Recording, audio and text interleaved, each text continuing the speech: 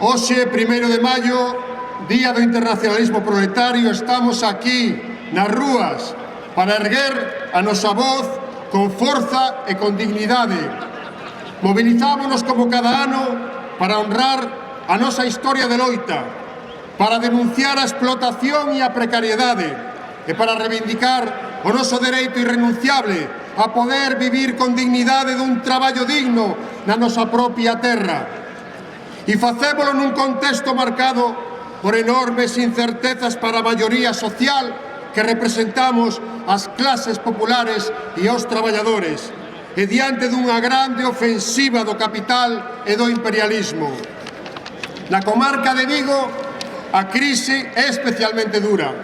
Segundo os datos oficiais da última EPA, da enquisa de poboación activa, este 2025 empezou só aquí na nosa cidade con 1.800 empregos industriais menos que o ano anterior. E se ampliamos a perspectiva desde o ano 2009, hoxe son 4.600 postos de traballo menos na nosa industria. Sectores estratégicos como son o naval ou tamén a automoción están en claro risco pola súa precarización, pero tamén pola deslocalización da produción que destruye o emprego e condena as traballadoras e os traballadores a condicións cada vez máis inxustas. E a política de brazos caídos da Xunta de Galiza fai que un sector, como é o sector naval, no que a ría de Vigo fomos non hai tanto potencia, teña hoxe unha 10ª parte de emprego que chegou a ter hai somente 15 anos.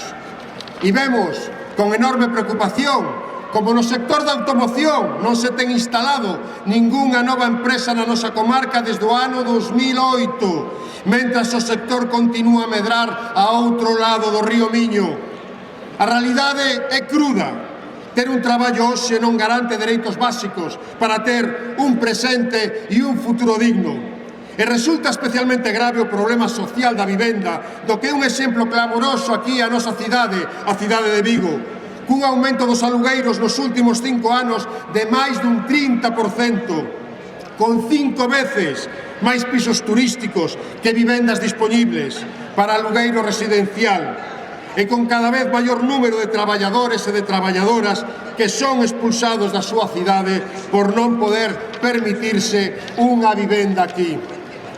E todo habendo máis de 22.000 vivendas baleiras, das que varios centos están en mans da Sareb, deso que lle chamaban o banco malo, ou da banca privada, que foi rescatada con diñeiro público, con diñeiro de todas e de todos nós.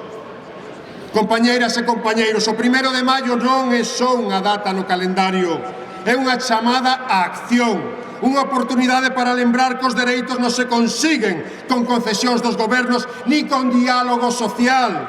Os dereitos conquístase na rúa e nos centros de traballo, coa nosa organización e coa nosa loita.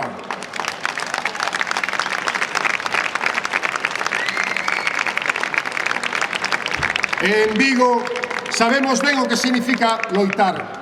En 1972 fomos un dos epicentros da resistencia obreira de Galiza, inspiradas polas loitas de Ferrol, onde Amador e Daniel foron asesinados pola policía fascista.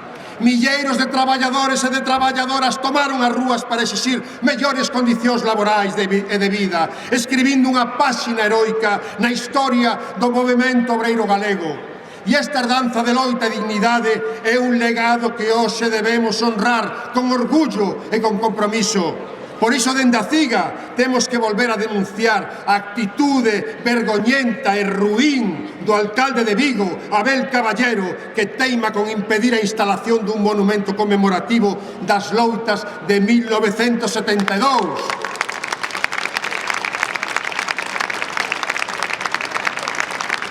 Monumento que non nos lo teñen que regalar, que o construímos nós, a CIGA, e lle ofrecimos gratuitamente en doazón a esta cidade. Medio ano despois de que o Pleno do Concello aprobase unha moción para as súas instalacións, a día de hoxe non hai avances, nada de nada. E esta actitude é unha falta de respeto á maior organización sindical de Vigo e de Galiza, pero sobre todo, e o que é máis grave, é que unha ofensa á memoria de milleiros de traballadores e de traballadoras que desafiaron o franquismo. E por iso decimos aquí a Abel Caballero que a memoria da clase obreira en Vigo non será silenciada.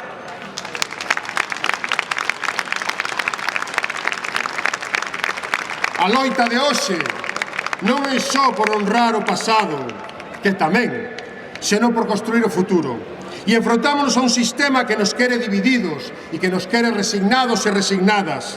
Un sistema que nos nega a soberanía económica, que nos nega a soberanía política, que nos condena a ser unha colonia ao servicio dos intereses alleos. E fronte a esta situación, a CIGA ten unha proposta moi clara: apostar polas nosas capacidades productivas, desenvolver un modelo económico soberano que poña os recursos de Galiza ao servizo do noso pobo. Porque, compañeras e compañeiros, os dereitos non se piden, os dereitos conquístanse. E conquístanse aquí, na rúa, ca nosa unidade, ca nosa organización, ca nosa loita incansable para construir, máis cedo que tarde, a Galiza independiente socialista que soñamos. Compañeiros e compañeiras, viva o 1º de maio, viva a loita obreira, viva a CIGA, viva a Galiza Ceibe Socialista. ¡Viva!